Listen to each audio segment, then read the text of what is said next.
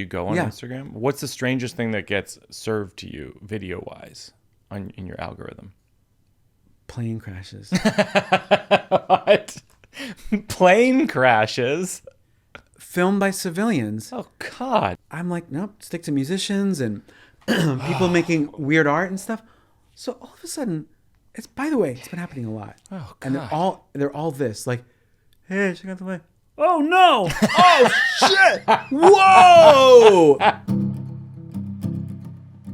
was thinking about Portlandia because I was just such, like, I remember when Portlandia came on. I remember where I was. I lived on the Upper West Side with my wife. And I remember seeing it and just going like, nothing's like this. Oh, Nothing is like this. thanks. And I was thinking about it today. I was like, it must be related in some way to your punk rock roots. Because you were in punk bands before you were even in comedy. Yeah. And I feel like, correct me if I'm wrong, but punk rock, a lot of the basis of it is like, what if we didn't follow the rules of anything? Yeah. And also, like, there's also an element of, what if there's no big goal?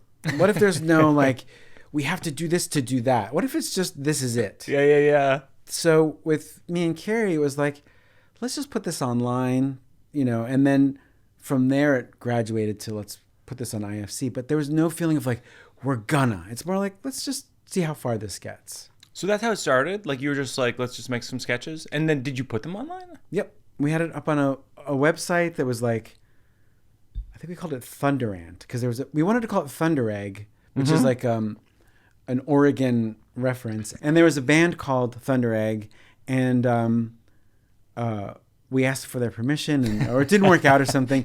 So we called it really Thunder important Ant. That you get Thunder Egg. I like, why? We're concerned. But, and then we just put it up on a site with there was like no monetary system for it. Sure. It was just up.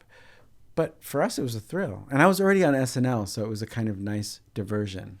What's funny is one of the questions we ask on the show typically is, did your life go as you planned or as you thought it would? And yours is a great example of like, you couldn't have. No. It was a huge, amazing surprise all the way through. Yeah. Like a gift. It makes me amazed at life. That life turns out that way at all. I'm like, and it keeps unfolding. Like, things keep happening where I'm like, I cannot believe this is happening. Right. And I don't mean it like, because I'm just a guy from the streets, or like, I don't mean it like that. I just mean that, like, the specificity of the heroes that I had and, the ambitions that I had. That's what, it's just really nice. You think there's a guiding principle behind it? The principle for me is to let go. Yeah. Like, the more I wrestled with music, the more we got nowhere. And the more I sort of started to let go, then there's like things kind of... But there must be an interplay of letting things go, but also Sure. showing up. Sure. Like, it's got to be a push and pull. Yeah. It's the showing up part, or it's sort of like openness and the kind of, acceptance of the way things are. Like for SNL, that it was an audition. I was like, well, I got to get ready for this audition. I can't totally be a hippie about it. What was your audition? I did 2 characters and 2 impressions. Yeah. I did a self-defense expert. Mm-hmm. I did Felicito, this Venezuelan timbale player. Yeah. I did. You play drums for it? I did. You brought a drum? Timbales. First thing I ever did. So drums are always like, I love that they were in my life. Yeah. Then Sam Waterston from Law and Order, and then Vin Diesel. Vin Diesel was like a last minute one where I was like, I need to do someone different in pop culture, in the real, like, in the zeitgeist. Yeah. What can you do that again? What would that be? Oh, Vin Diesel. He had a vocal quality that I didn't say very much. I just did a couple of things, and and then my life changed. You and I are doing shows this week with John Mulaney, Nick Kroll, and you and me, and that's the lineup. Yeah. Can you, if all of us don't show up except you, would you do an impression of all of us? Oh my God. I could do Nick pretty well. Yeah?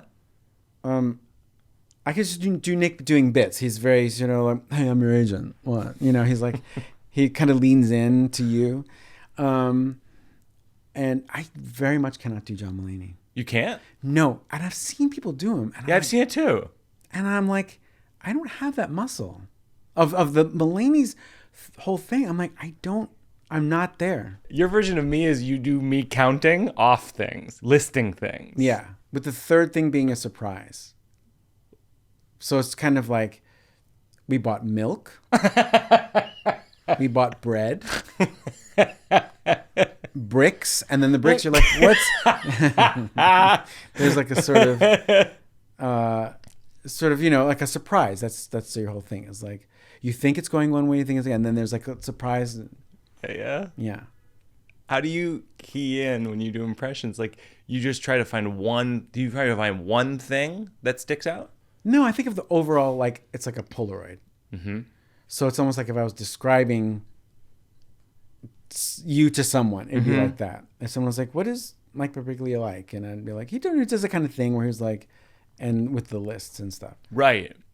I saw Hader's impression of you was great. And it was different than... It is different. Yeah. His is... But it was my car. Which, my wife does for me sometimes. Yeah. Because it's... The way you enter a stage, it's almost like you were already talking. So you enter. It's like, by the way, it's almost like saying, I haven't started the show yet. Right. To me, you're like, and then you're sort of in it already. As opposed to, there's some performers who are like, someone once told me a story that if it's not that entrance. Yeah. It's almost like you're like, hey, we know each other already.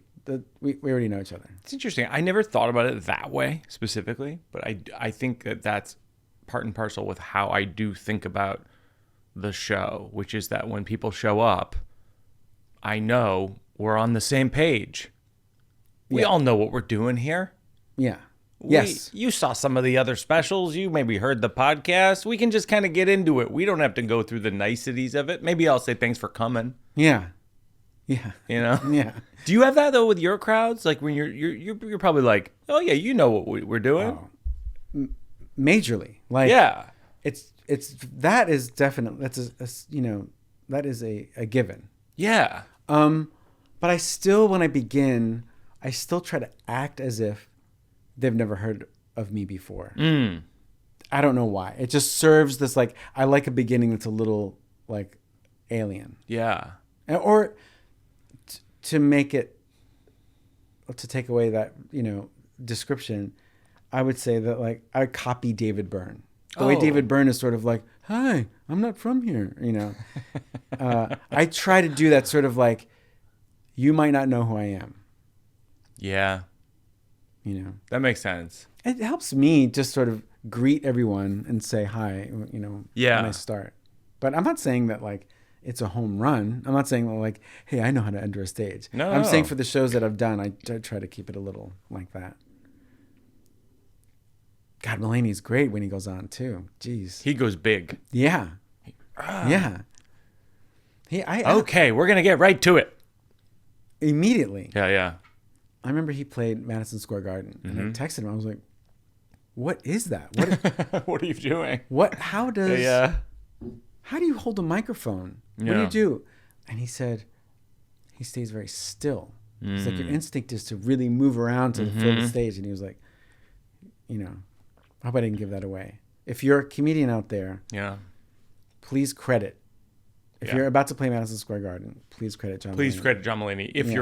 If you're watching this podcast, you're moments away from playing Madison Square Garden. And you were about to, like, run around the stage, and you stay still. That's not Fred, and it's not Mike. That's John. That's John Mulaney. What would be your advice? That's your stand-up comedy advice. What's your sketch comedy advice? Whoa.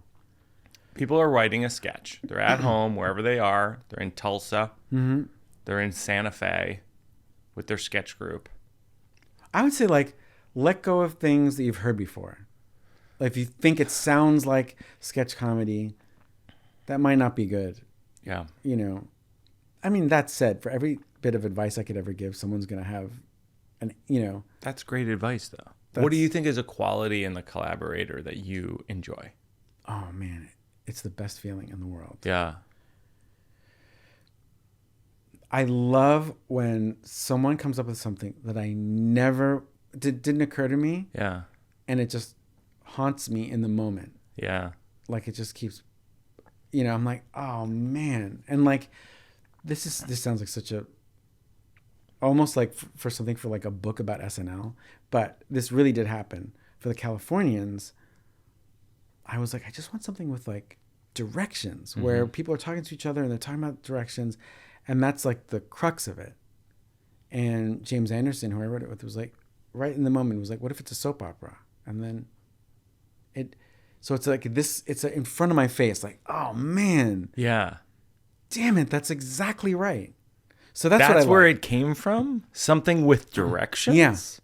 Something I was like, well, just sort of like every time I go to LA, it's always a lot of, there were many things that fell into it. And like, I would always do at the table where I would read the sketches, we would actually be like, I was just in LA, and little by little joke around about like I was over on Barham, and Bill Hader would chime in, and Andy and Keenan. So we would all do this as a kind of a bit. So it just came from that. Yeah, yeah. And then for someone to say, what if it's, I never would have thought. Well, what if it's a soap opera? Never. And also, right. So you're basically saying, you're talking like in this accent, California-ish accent about directions. Yeah. And then someone's like, you could take that. Yeah. And what if that's in a soap opera? Yes. It's like a mashup of two ideas or feelings. And without much thought. So James wasn't like, let me think about your idea. Yeah. It really was midnight, and I don't know. What if it's a soap opera? It's almost like, let's be done with this. But how do you know when you're in the room there, because you didn't do it in front of an audience? No. Before you did it in front of an audience, were you like, is this going to work? Were you wondering? Or were you like, it'll work? No, you wonder all the time. In fact, you lean more towards like, look, this isn't great, but the table reads tomorrow. Yeah. And I don't have many things, so like, let's just do this, and then we'll be done. It's almost like I'll have something for the table. But are you stressed? You have some level of stress of like, ooh, I'm worried about the Californians sketch. No, that happens like sort of after, if it gets picked to go into production. Then you start to worry and go like, is there enough? Yeah. But for the table, it really does feel like, will my friends at the table find it entertaining? Mm-hmm. Is Bill going to like it? Right. Some of the writers, it's kind of more like that, like, because it's a long day and it's more about, let's just get through this table read. Let's make this entertaining. Yeah. For here. Right. We're performing for these people. Absolutely. Yeah. Because the show is for these people. These people at the table. Yes, because when the writers and the cast members on SNL. Because when the opposite happens, when you've written something that's like death, it's your friends and they're like all sitting there. And devastated. And it's so long. It's like there's a stack of sketches and it's just not nice. Right. And I feel terrible. It's like 11 pages probably, a sketch. We got to a place where we had to keep it at 10. Yeah. And even then, you started to feel it. And earlier in my time at SNL, I remember putting people through sketches that were like too long. And I'm like, why did I do this? It's a real lesson of like, cut it down. It's so funny. We never had a beginning to this, but we just got into it. But then here we are. But should we start now? We'll start now. We're going to start. Welcome to the podcast, Working It Out. I'm your host, Mike Birbiglia. And I'm Fred Armisen. Here we are. So we're not going to use any of that. No, we were just chatting. That's also my tone when I chat. When I talk about SNL, I'm at this volume. Oh, this is like a whole different person. I wonder if it is. I wonder if you go back and look at any interview that I've done about SNL, if your tone, volume and tone, I bet it does. You pitch up. Also, because it's such a big institution that I can't be making like big statements about it just because there's so many people involved. So I have to have this sort of like. So let's play that. So, Fred, when you did the Californians, was that an idea you came up with or someone else? That was James Anderson and I. Relax. We're going to take that again. Okay. Just relax. Because I've noticed this thing whenever I talk about SNL, you always get a little uncomfortable. So just try to relax. Okay. Like we were earlier. So when you were cast on SNL, what did you audition with? A bunch of stuff. This is too low. I wish I was that disconnected. I don't know. Yeah, I don't know. Just some stuff. I didn't know and realize I was doing it that day. One of our producers saw you at Largo a few months ago, and you did a bit about how every culture in the world plays guitar. Yeah. Can you do like one or two for me? Sure. Let's see. Strumming around the world. Australia, they play really hard. And they go from minor chords to major chords in quick succession. So Australia's like...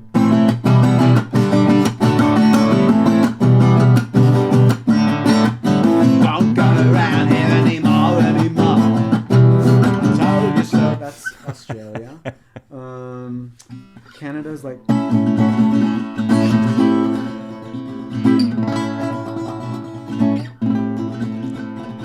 Walking around barefoot in the forest, gonna leave you a letter on the vestibule. And then Korea is like...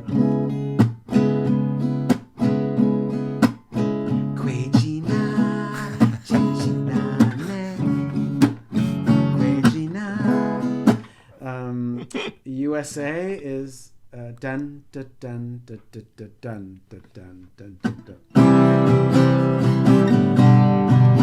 Major chord. And then I noticed that Americans like to pretend like they can't sing a note. They like purposefully off the note a little bit. So it's like, I told you I was wanting to dance with you. I went home to dance a waltz again and again. Let's see. Central America. No te digo otra vez. That's great. Some of them. Can you play any of Wine and Cigarettes? Do you remember it? I think that was on piano.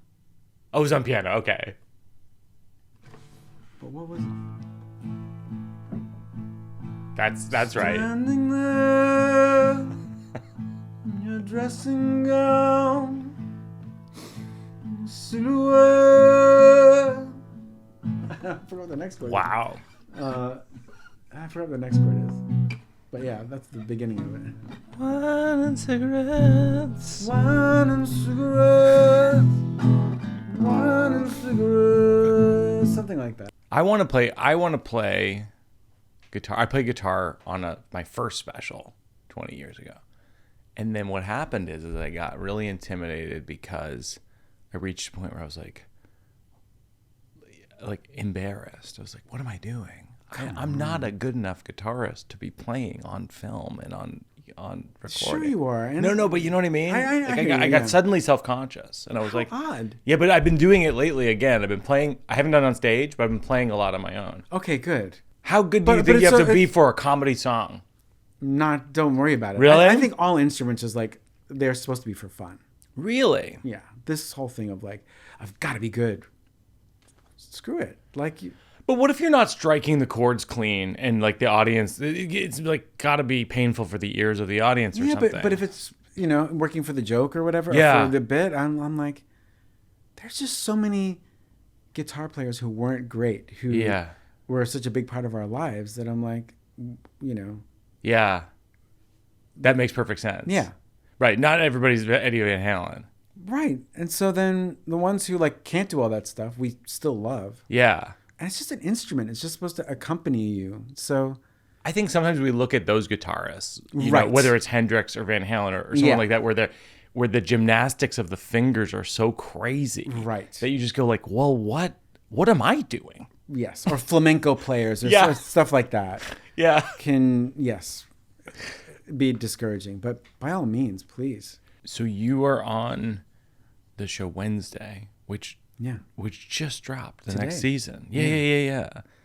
Do you feel nervous about it? Excited about it? Excited. Yeah. It's without a doubt the biggest thing I've ever been a part of. It's huge. Huge. And I could feel it. Yeah. And you play Uncle Fester, and it's like you're nothing like that, knowing you. No, but it still fits. Like when I have the outfit on, Yeah. it makes complete sense to me. What's the part you relate to Uncle Fester, and what's the part you don't relate to Uncle Fester? Oh, wow. The part I relate to is that he always seems to be kind of like giggling, like he's sort of laughing and stuff. I'm like, yeah, I feel like I enjoy life like that. But he's like, he does like bank robberies and stuff. Like he's a criminal. Yeah. That's implied. Right. And I'm like, I was always scared of doing stuff like that. Of bank robberies. Yeah. Of doing bank robberies. Because as much as we've all thought about bank robberies, like they have cameras. Yeah. And since you're, it's a violent act. And I'm against bank robberies. I just got to say. I'm against them. It's violent. It's not your money. Yeah. And that's right. These poor people working at a bank, and also the customers. Yeah. You're getting in the customer's way. Mm-hmm. You think I'm stopping at a bank because I have extra time on my hands? You're stranded on an island with Steve Buscemi and Jenna Ortega from Wednesday. Mm-hmm. Who would you team up with to get off the island? Do I have to? Yep. You walked in the door. You're on the podcast. You have to answer. To get off the island? To get off the island. Who do you team up with? Who's your alliance? I got to say Jenna, because Steve and I probably think alike. Mm-hmm. And that could be our demise. Mm-hmm. We would get in our own way of like, well, you can't go into this kind of, I think that like our limited sort of like, I don't know. Too neurotic. Too old. Too old. Both of us. Yeah, just yeah, like, no. And then so you need someone young to be like. You need some young energy. And yes, to a different brain. Okay, this is the slow round. What are people's favorite and least favorite thing about you?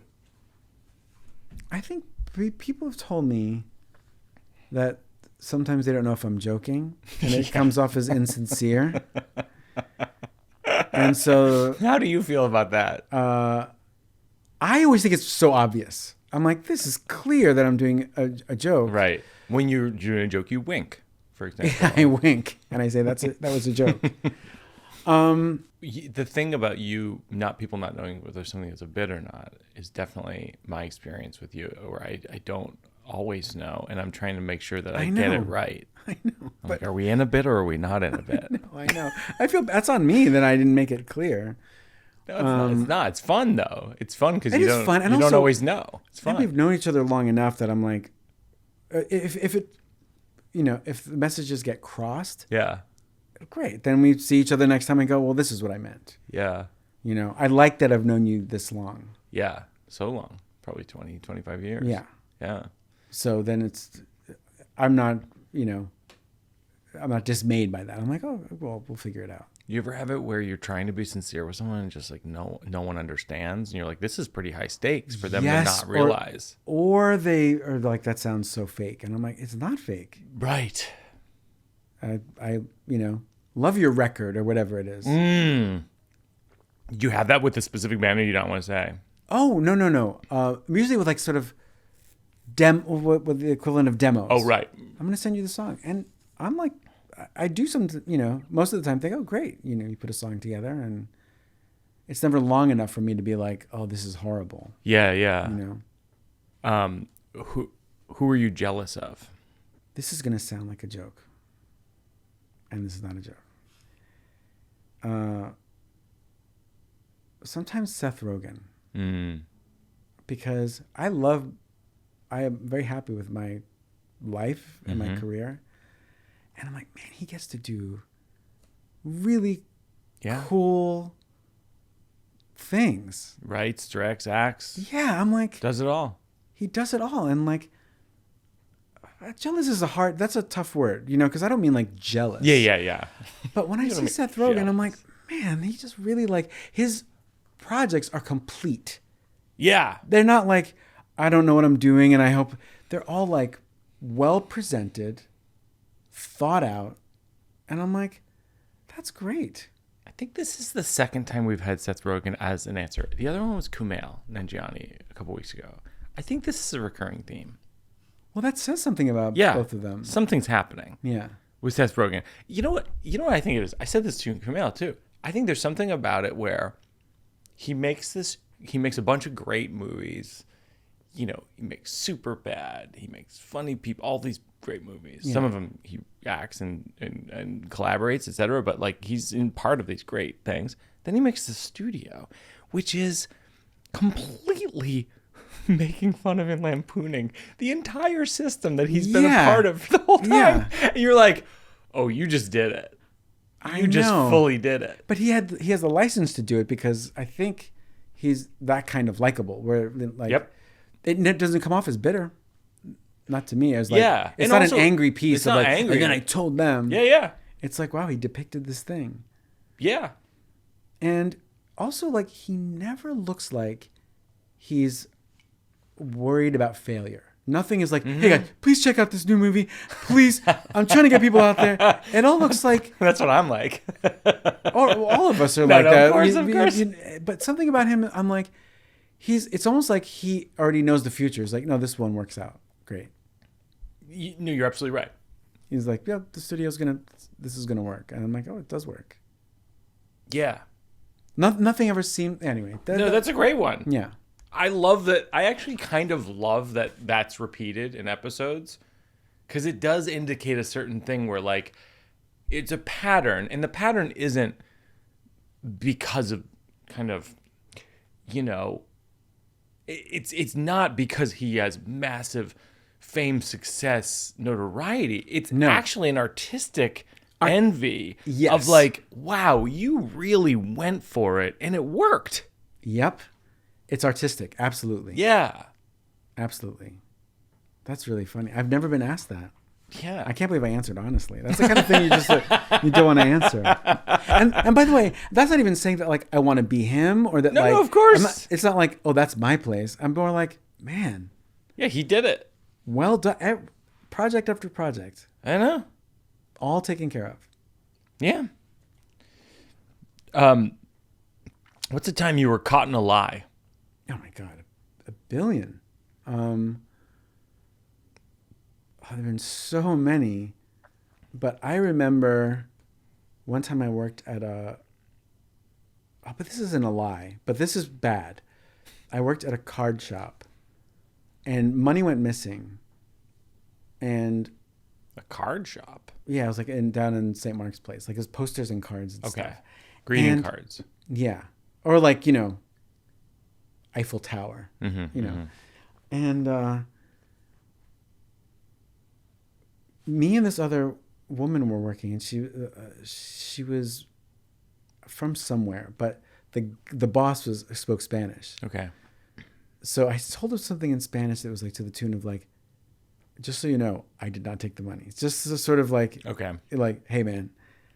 And she understood Spanish. She was like, I heard what you said. And I'll never forget that feeling of like, I got really caught. Yeah. I had no way to defend it or go like, no, that's not what I meant. Yeah. That was like. Do you have any relationship deal breakers? Wow. Relationship deal breakers. You don't have to answer. We can do another one. No, that's all right. Because I was going to say smoking, and then I'm like, no. Fully. You're good with smoking? No, more that like I've dated. Oh, yeah. Some smokers. Yeah, for sure. Man. Deal breakers. I think anger, like if there's like a sort of... Oh, I do know a deal breaker. Early on, being mean to the waitstaff. Brutal. Being mean... it's happened to me twice, and I remember thinking of it as a deal breaker. I'm like, I don't like that.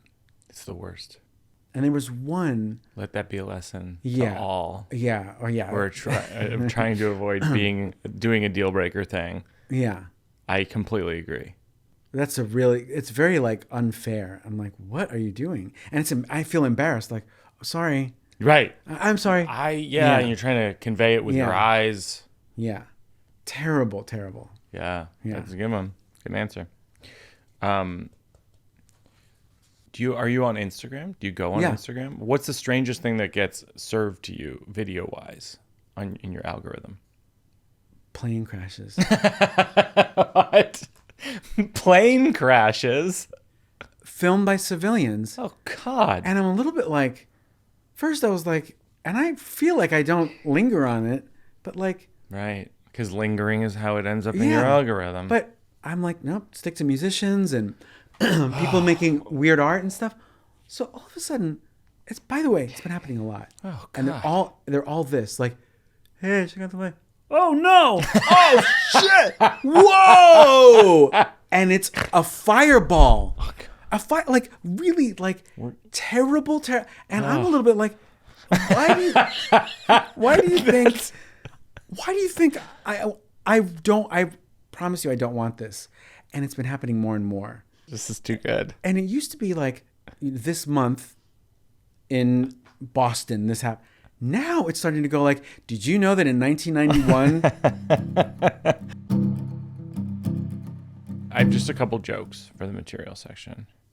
Or just things these are early versions. This is a joke because like I'll show you this is me at the Comedy Cellar this week because I just filmed a special. So I don't have any material really, right? Okay. So it's it's like me just essentially, people can see this on YouTube but and I can imagine it listening to it. I'm holding up my notebook. This is just a bunch of jokes. Okay. And then me attempting to put them in an order.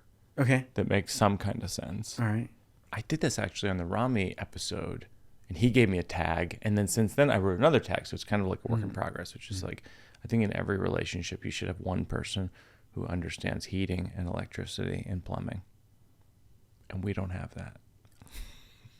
That's great. Yeah. We don't have that. And so we're currently seeking a third.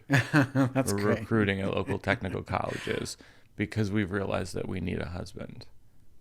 That was Rami's tag, was we need a husband. And then lately I've been adding this thing which is, but I'm insecure about admitting that to you, the audience, because my fear is that if we find a husband, we may realize we don't need that first husband. Oh, no. Because if this guy is so good with a wrench, he might not be so bad at sex either. Yeah. He, his shoulder might not quiver when he's on top, or whatever thing might happen to an elderly man making love. So yeah, that's a topic I've been breaking into lately. Is like that realization of like, what do I have to offer in this thing? It's like we're talking about red flags, and it's like it's like, well, I don't. What's the opposite of that? I guess is the green flags, but I don't. Do I have that even? Yeah, green flags. Yeah. Like, do we even? Do I have that? What's the appeal? I'm way with you. Yeah, it's a weird I go through feeling. the same thing where I'm like, are you sure? Yeah. It's weird. Yeah. I think we all do, right? Like everyone is kind of second guessing what their own value is in a relationship all the time. I think that's what, if I'm going to open out the bit, I think that's maybe where it should go. For me, like, the way that I love the bands that I do, I think could sometimes be like really boring. Oh, interesting. Like you're such a nerd. Like you're such a music nerd that is off-putting? It's just boring. Meaning like, because nerd is almost a compliment. Like right. I'm, right. I'm a cool nerd. It's such a predictable suburban, like the taste that I have is just like this guy who grew up in New York. It's like very like, it's this one genre. Right. And I love it so much. Right. And think about it all the time that I turn to my partner and I'm just like, you like this? Right. Meaning me. I'm like, what are the bands that you would list as your 5 bands that you think of all the time? I think about The Damned. Yeah. Husker Du. Okay. I think of The Stranglers. I think of XTC. Okay. And I think of Devo all the time. Okay. All the time. I knew 2 of those 5. Oh, really? XTC and Diva, yeah. Yeah. Yeah. Devo, right? Yeah. Okay. I just think it to such a degree where I'm like, this poor person is with me. And like, there's, what? Okay, of those bands, yeah. Is there an album you listen to front to back? God, yes. Which one? The Damned, Strawberries. Okay. Front to back. Okay. Still do after all these years. Oh yeah, I like listening to albums in full. Okay. And it sounds like it sounds fake. Yeah. But I like it simply because it relaxes me. Yeah. So it's not like, yeah. Yeah. It's more like, let me just sit. Yeah. And then the other one that I do sometimes, and I'll probably do it this weekend, I usually do it with crowds where the people don't know me. Maybe they came to see Mulaney. Yeah. Maybe they don't know me. I go,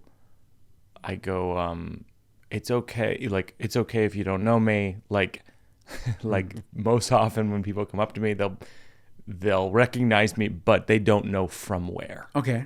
They'll go, hey, like the cafe the other day in my neighborhood, guy goes, hey, what are you in? Yeah. I'm like, I'm in the worst conversation of my life. What are you in? Like, I'm in that too. I'm like, you cast me. Yeah. That's good. I try to break the ice with something. Do you have a break the ice bit? Like when you feel like they might not know you? No, if it's icy, you just it's go. icy. Yeah.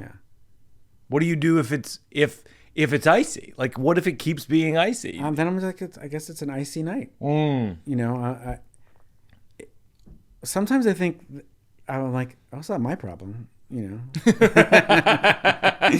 right. That's a little bit. I'm like, I like this is what I do, and if this isn't working for you, well, let's, that's how the night is. Right. Do you have any things you're working on that are kind of half premises or stories or seeds of things? I've never done this before. Okay. There is a body language for when you go to an art museum. There is a video room. Like there'll be like a sort of black box room where they're showing a film, sort of 15-minute film. Right there with you. And every time I go in, I feel intimidated by everything, where I am extra quiet. So there's usually 4 benches, really pretty. There's usually 4 benches, really pretty benches. Yeah. I am so still and careful walking in, and I watch the film, and I don't want to disturb anyone. And there's this way that's unnatural that, like, I can't even connect with the film because all I think you're thinking about your own behavior, and my body, and everyone else. And what I'm trying to prove to everyone is like I also understand and appreciate it. So whatever it is, it's like noise, like and it's this careful, and I want to be invisible. And then I leave the same way. So I hope I can figure out a way to do it. Right, like it's more about you than it is about the film at that point. It's set up that way. Where I was like, no one can enjoy this because we're all terrified of looking like, hey, what is this? Yeah. So you're like, no, right. You don't want to be the loser who doesn't get it. No. Yeah. And I get it. Yes. Oh, I'm cool. I'm at an art museum. Oh, I'm going to be super quiet. Yes. I'm going to be super delicate because I totally understand that this is a very important video. This is how we watch. A video at a museum. A video at a museum. I'm comfortable here. Yeah. This is where I'm meant to be. Yeah. And then escape. I'm supposed to be here. I'm going to leave 7 minutes in. Yep. But I know why. Because it's not because I don't like it. No, but that's the appropriate amount of time. Also, like, I think maybe it's worth pointing out that whenever there's a video exhibit, you just go, yeah, I could watch this at home. Yep. I mean, what are we doing? You have an artifact? Is there an artifact for this? No. Because I don't have the artifact at home, but I have the video at home. Yep. And they've got a whole thing set up and everything. Yeah. And we're like, you could just give me the barcode. Yeah. And then I'll watch it. Happy to watch it. Yeah. And I'll even do it quietly at home. Yep. Just like delicately. They build a whole structure and everything. I think that's a worthwhile observation in the mix of, like, when they show you a video at a museum, you're like, come on, I have this. Yeah. I have this. Yes. I guess ideally, if I was able to bring props, I'd bring one of those benches. If it's light enough, you know what I mean? Just to show, like, just to say as part of the joke, like, by the way, it's always these benches. And it's those ones that are like this. Yeah. And it's like... Yeah. It's the rectangular benches. Yeah. Yep. And there's like 4 of them in a row. Yep, it's half a rectangle bench. It's almost like an obelisk or something. Yeah. It's like I'm trying to think of what you'd even call that. Yeah. That's great. I love that. And then I wrote, this is a half of a thought. When I visit Los Angeles, I feel like I'm the only person swimming in the pools and walking on the roads. Oh, great. People look at me like, hey, why are you swimming in that pool? I'm like, I thought it was a pool. Isn't it a pool? And I'm like, and I show up at a meeting. They'll be like, I heard you were walking on the road. Isn't that the roads? Are they roads? It's exactly I thought the whole thing was that they were roads. No, that's really good. No one fucking swims in pools. No. You're the crazy person if you swim in a pool. As you're telling me, I'm picturing you telling me that in LA, and I'm like, I'd be like, is Mike okay? Would you bring a bathing suit? No, it's crazy. And what it is I don't know. People, it's at like my hotel when I'm there. People, they sunbathe, I guess. They eat lunch at the pool. They don't swim. No. It's noticeable because there'll be one person bobbing around maybe like. Yes. Yeah. Oh, right. And one person in the pool. And then you're Sort like, of they wanted some attention. Yeah. It's like, but you're right. Very rare. I don't know what to do with that bit because it's also like a local bit, right? It's like a little bit of Los Angeles local. I suppose. You know? Yeah, I suppose. I don't know. But then if you presented it like you did just now, I said, I'm going to do this in LA, I think people would like it. They'd like the sort of, hey. Oh, right. Right. We're part of his process. Right. We're going to make fun of another city. Yeah. That's true. Yeah. Yeah. And also maybe if it was a part of a chunk of stuff about Los Angeles. Yeah. Yeah, that could be something. And then I was, I'm interested in religion, but whenever a religion has an afterlife, it loses me. That's great. Yeah, it just loses me because I view the afterlife the way I view the after party. I'm not going. Wonderful. If it's not going to happen at the party, I'm going home. Dude. I didn't even want to come to the party. I barely came to the party. This is genius. That's great. That's a really good. I think a lot of people might agree with you. Really? Yeah. The follow-up is, when you get kidnapped, you're never supposed to go to a second location. That's great. That's how I feel about after parties. It's the second location. Yeah. And afterlife. Anything can happen. Yeah. I'm not interested. Not interested. It feels dangerous to me. As you're asking me, my answer is already no. Are you going to like, we're going to have this fake conversation? Oh, maybe. Maybe. Never. I never go. Maybe. Yeah. Oh, yeah, maybe. Where is it? It's far from here. Yeah. Oh, that's all. Yeah. It's far. We're driving to some other thing. That's a great tag. Because it is far. The afterlife is far. It is far. That's a worthwhile thing to point out. Yeah. It's never. That's right. Oh, it's sort of nowhere that you could understand. Yeah.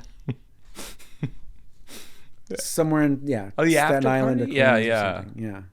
I think it's far. It's actually further than Jersey. Yeah. You're going, right? Yeah. I'll probably see you there. I'll see you there.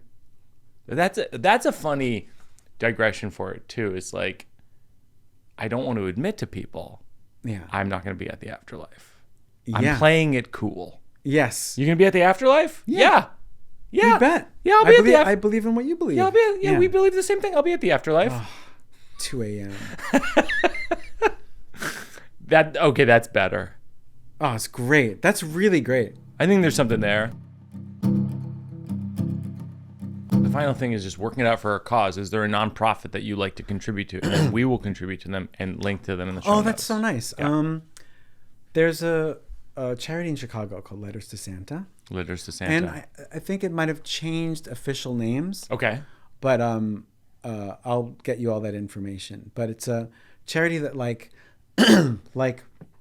raises money for poor people in Chicago. Mm-hmm. And on Christmas, they deliver cash and gifts to poor families. And I've gone with them. Oh, that's great. To deliver these gifts, and it's great. It's called letterscharity.org. That's the one. And it's Letters Charity provides direct assistance to families facing urgent financial hardship. That's great. Yeah, it's great. We'll contribute to them. Thank you. We'll link to them in the show notes. Encourage people to contribute as well. Yeah. And thank you, Fred Armisen. This has been so wonderful. Thank you.